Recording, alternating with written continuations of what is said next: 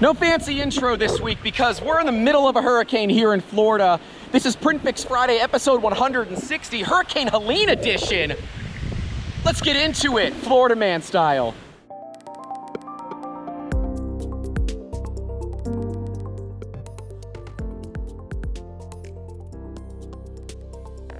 First up, a Canadian kind of headache here. Someone please tell me how this happened.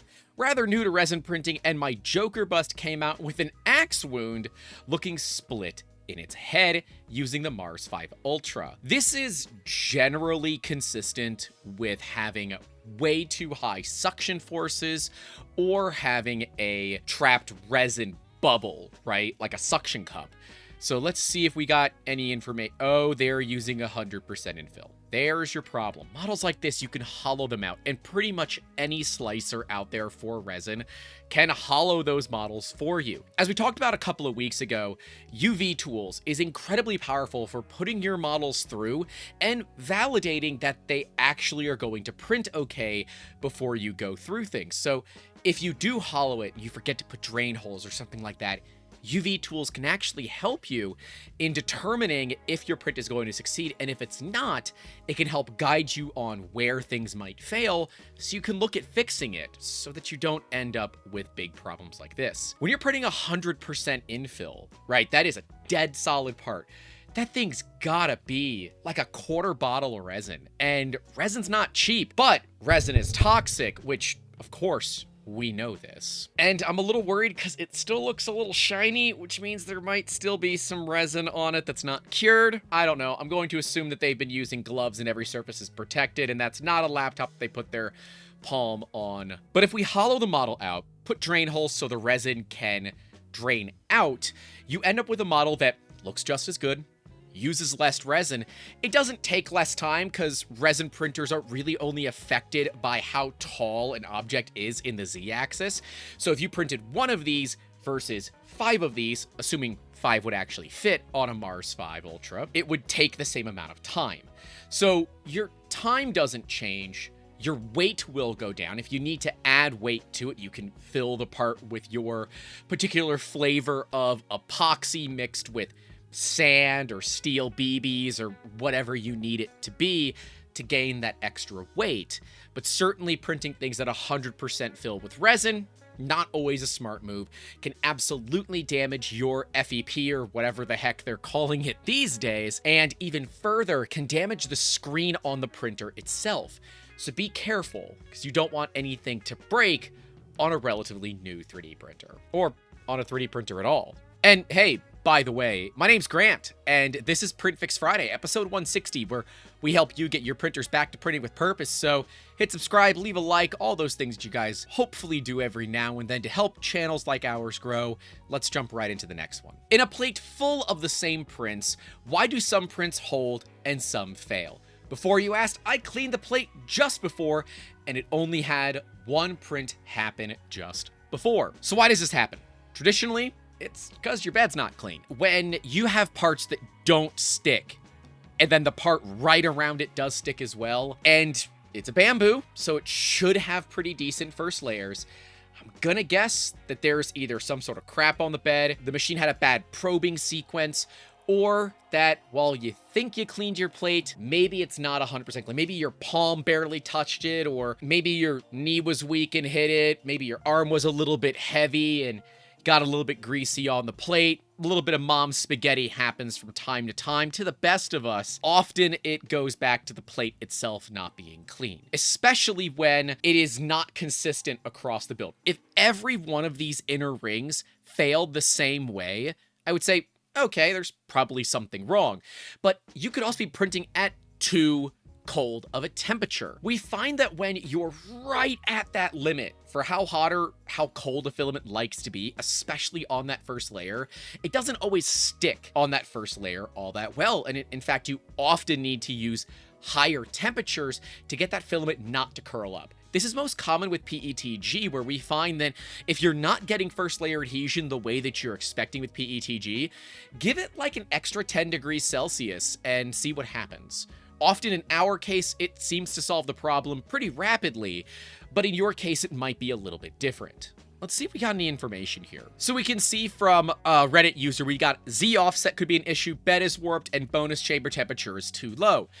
While it could be Z offset, this is a Bambu A1 mini. They're not known for having bad offsets. As for the bed warped, not impossible, but I really don't think that's going to be the issue. If it would be a warped bed, it would be because the printer probed when the bed was either cooling down or heating up, and when it printed in that area, it was the opposite. So it was either too close or too far, causing the part to get messed up. But on such a small plate, for those that don't know, the A1 Mini is a 180 cube. So for such a small plate, you're not going to get that much warping. You would get a lot of warping on a larger machine, obviously. But on the smaller machines, there's just not really a lot of room to warp. Yes, it will occur, but it's nowhere near as egregious as it is on the larger printers. We can see that it is a textured build plate. I can't tell from the photo if that is particularly a textured build plate, but sure, I'll assume it is. Textured plates can be a little bit finicky. If you're not getting consistent bed adhesion and you don't clean your printer bed every single time, you can try to lower your Z offset a little bit, but we find that textured plates, for some reason, really like an extra bit of scrubbing when it comes to cleaning. We recommend here an ammonia-based glass cleaner like Windex or whatever brand that you use. You can literally see the blue bottle in my background constantly because it is what we use to wipe down the printer beds between every single print. A bottle is really cheap, a sprayer is really cheap, and paper towels are really cheap. You know what's not? Your time. And if you have prints fail like this, yes, you can just go through and tell it to skip those objects. It's not too much of a big deal, but you're going to have to go back and reprint those parts. If you take literally 10 seconds, couple of spritzes on the bed, wipe it down, you'll be good to go. Now, I know a lot of people say not to spray directly onto the build plate when it's on the printer. We do it, we just don't spray from far away. We spray nice up close, put a little puddle down, and then move it around with a paper towel. It works just fine.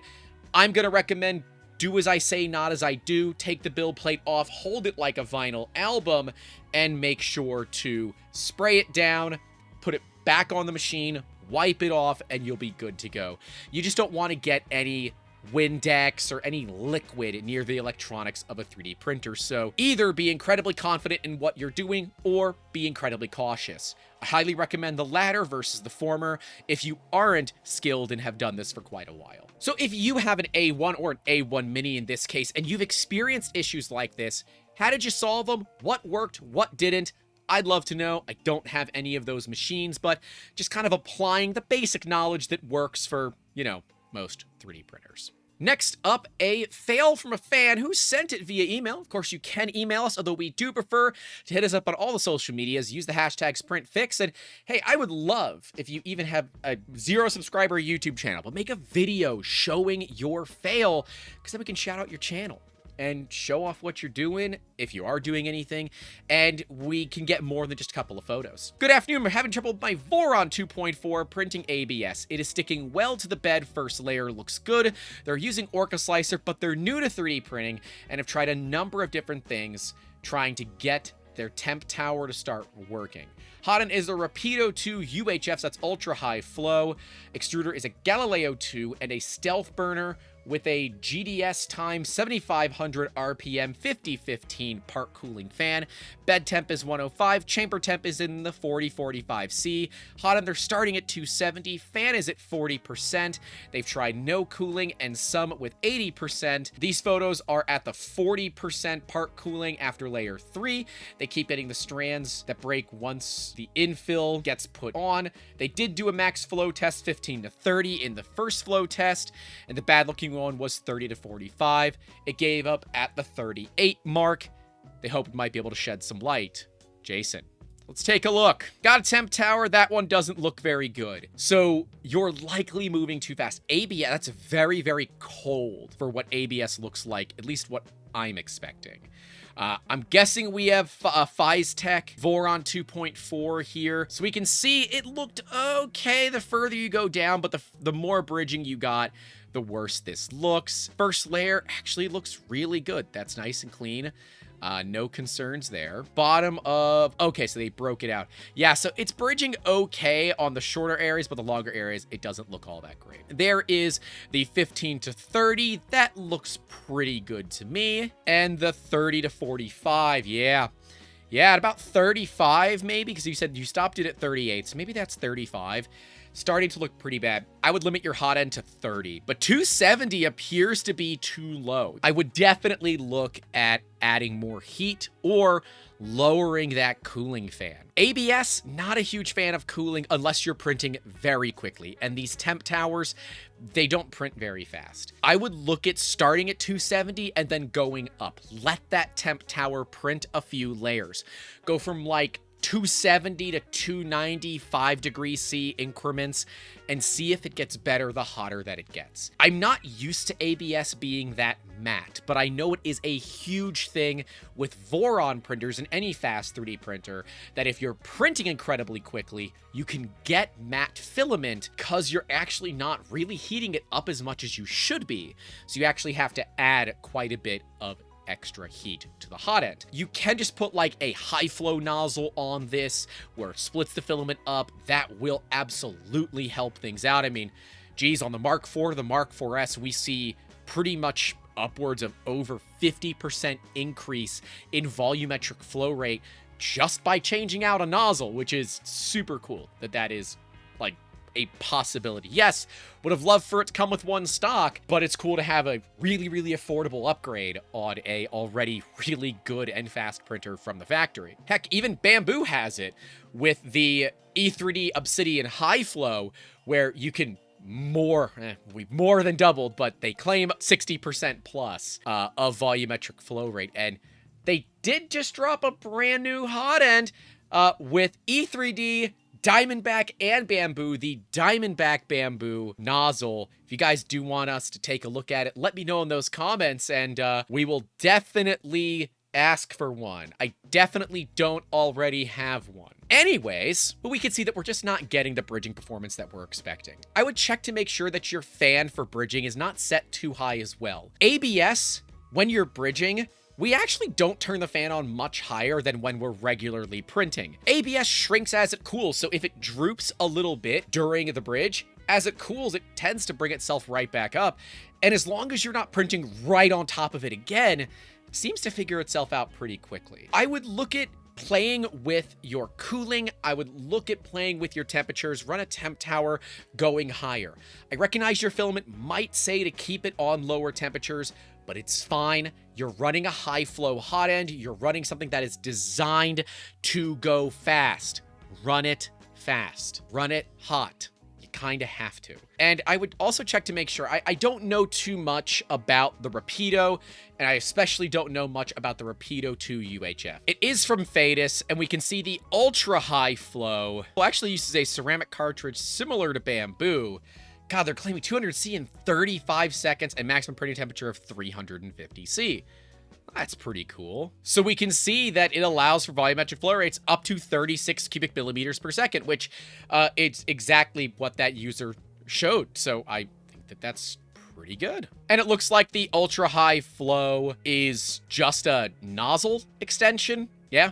Okay. So yeah, from my perspective, it's hitting the flow rates it should. We likely have either an overcooling issue or an underheating issue. I'd look at working out those two things and see where it gets you. Good luck.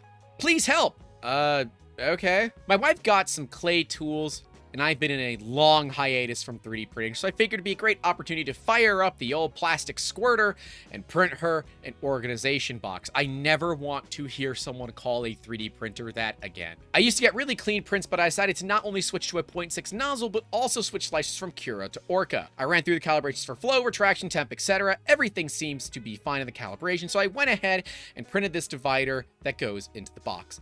Corners have bad stringing and some artifacts, I assume, from the seams.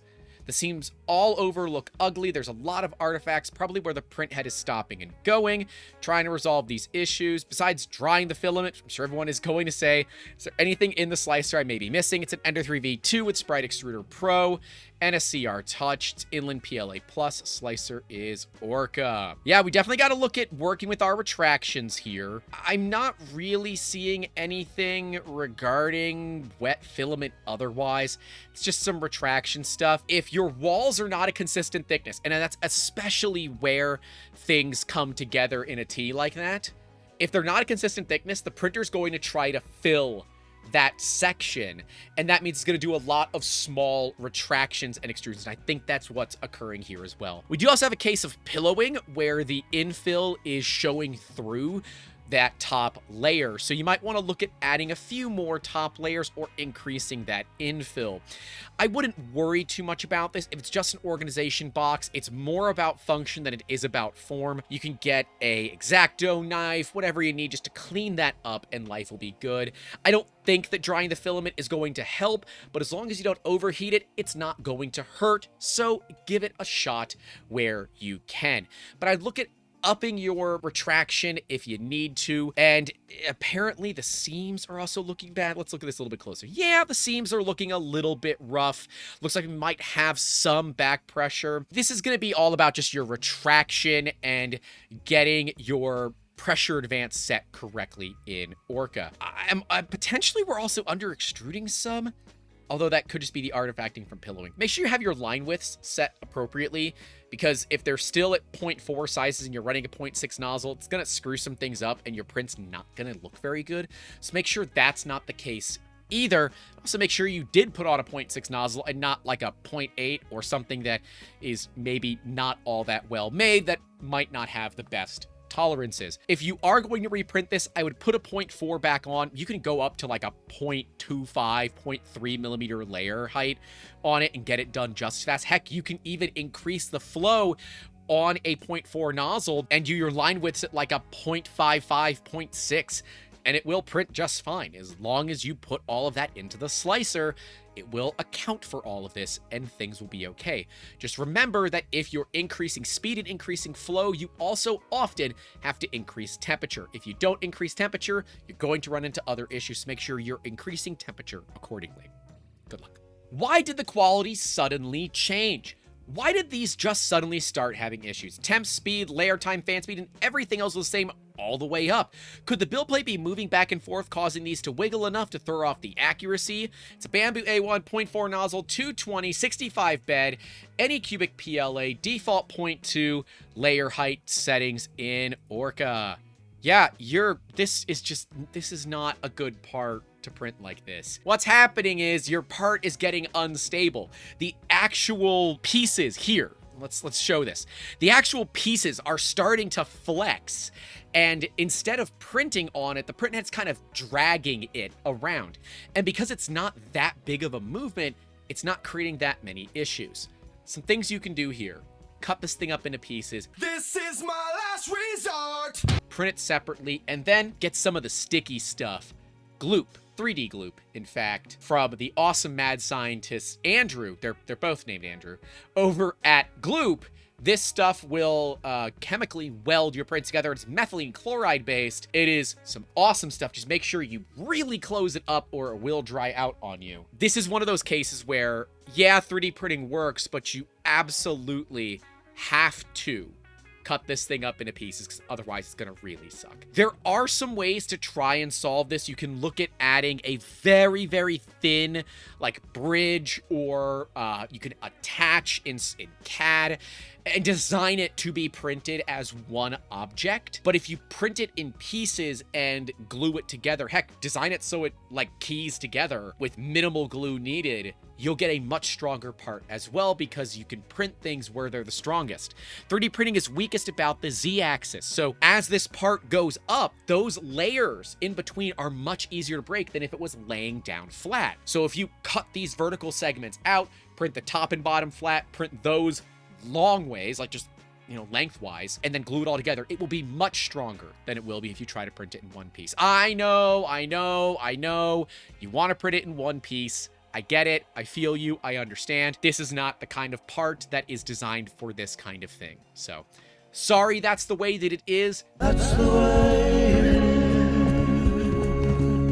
But that's how I see it. Just like I'd love to see the names listed right next to me at the $5 tier and higher who support the channel and make these videos possible. Remember, if you do want to support the efforts that we do here, you can do so. Links are in that description. We greatly appreciate it. And hey, at the $10 tier and higher, you get to come hang out with myself and the entire Musketeers crew in our private Discord server, where I've been sending some photos and videos, behind the scenes stuff that we are working on, and whenever people ask about the hurricane, I'll just stick a camera outside and show how crazy it might be. I do hope that everyone is doing okay up in the Panhandle that did get hit with what is currently a Cat 3 at 125-mile-an-hour sustained winds, and is likely going to be a Category 4 hurricane by the time it makes landfall. I know obviously this video comes out way after, but I leave for Orlando at 2 o'clock in the morning for 3D Printopia. We have to have this video filmed before we go. So good luck to everyone. It's not the first time we've been through this. We are Florida people. We know how to get this stuff done. So anyways, I hope that I saw a lot of you at 3D Printopia. If you did get some photos or anything like that with us, tag me on the social media so we can see it, repost it. Maybe we'll send out a care package to someone who gets the coolest, like, behind the scenes photo or something like that. But that's all I have for you all today. Check out over 3 years of PrintFix Friday videos right below me. And right next to that will be our coverage from 3D Printopia 2023. And, well, eventually it'll be from 2024 as well. Stay tuned because there's a lot of awesome content coming, including tour from Prussia. That's going to be a lot of fun. But that's all I have for you all today. Stay safe out there. Don't forget to call your loved ones. Don't forget to leave a like and get subscribed. And as always, keep making awesome. Have a good one. Let's jump into that first fail. Oh, crap. Yep. It's getting real windy.